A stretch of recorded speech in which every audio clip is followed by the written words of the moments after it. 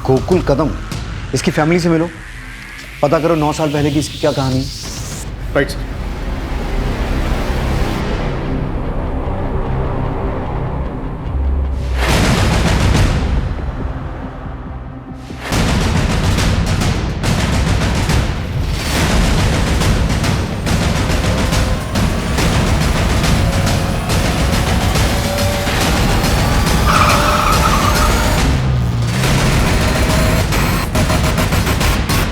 क्या? हाँ सर। तू तो कह रहा था शादी नहीं करेगा। अरे यार करनी पड़ रही है, बाबा नहीं मान रहे थे। किशोरी की शादी 9 साल पहले इस गोकुल के साथ हुई थी और शादी के कुछ ही दिनों बाद यानी 21 मई 2010 को गोकुल घर से ये कह के निकला कि वो मुंबई को भाड़ा लेकर जा रहा है और आज तक घर वापस नहीं लौटा। ये किशोरी, सुनील और दिलीप, इनके बीच कुछ ना कुछ खिचड़ी तो पक रही है। तुम गोकुल के पिता को डीएनए सैंपलिंग के लिए लेके जाओ, इन तीनों से मैं निपटता हूँ। साहब, मेरे बेटे के बारे में कुछ पता चला क्या? देखिए हमें कुछ हड्डियां मिली है, एक बार आपका डीएनए सैंपल मैच करा के देखते हैं, शायद जवाब मिल जाए। सर, सुनील कल से हाजिरी पे नहीं आया।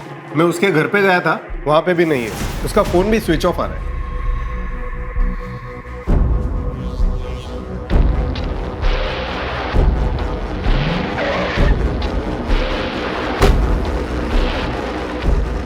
मेरे बेटे के कातिल का मिलना तो दूर, अब मेरी पत्नी भी गायब हो गई, फोन भी बंद आ रहा है उसका। क्या? कितने बजे निकली तुम्हारी पत्नी घर से? 2 बजे नहीं, 1 बजे। एक के बाद एक सारे हादसे तुम्हारे घर में क्यों हो रहे हैं? कहीं किशोरी को तुमने ही तो गायब नहीं किया है? मेरे बेटे के कातिल को ढूंढने के बजाय, मेरी पत्नी को ढूंढने के बजाय आप मुझे ही सवाल पे सवाल पूछे जा रहे हैं सर। वही बीवी जिसकी 9 साल पहले भी एक शादी हो चुकी थी और फिर एक दिन अचानक उसका पति गायब हो जाता है और फिर 1 साल के इंतजार के बाद तुम उसकी मांग में सिंदूर भर देते हो। तुमने क्यों शादी की उससे?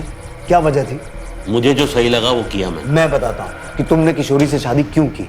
तुम पहले से ही किशोरी को पसंद करते थे, या शायद तुम दोनों एक दूसरे को पसंद करते थे। बस उसके पति को मार दिया और कर ली शादी।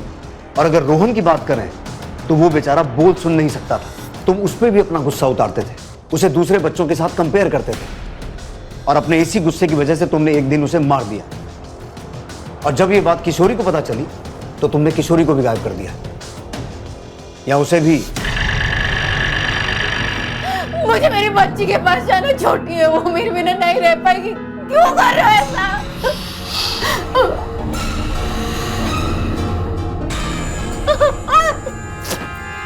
मुझे जाने दो।